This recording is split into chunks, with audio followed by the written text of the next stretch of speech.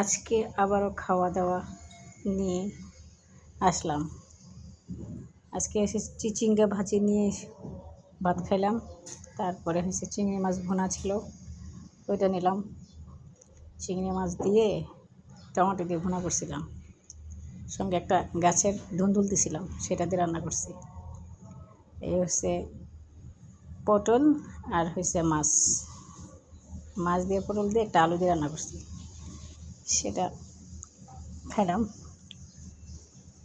আজকে রান্না দেখাই নাই, খাবার দাবার দেখাচ্ছি।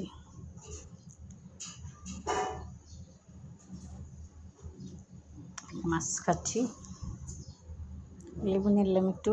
তারপরে হচ্ছে শুটকিটা আমি দেখাইছিলাম আপনাদেরকে।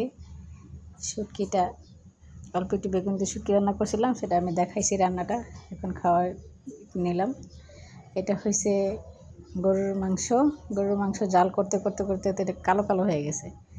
গরুর মাংস অনেক জাল করলে অনেক ভালো লাগে, সে জাল করতে করতে অল্প একটু রয়ে গেছে, সেই মাংস এটা। গরুর মাংস দিয়ে খাইলাম, লাস্ট গরুর মাংস দিয়ে খাইলাম।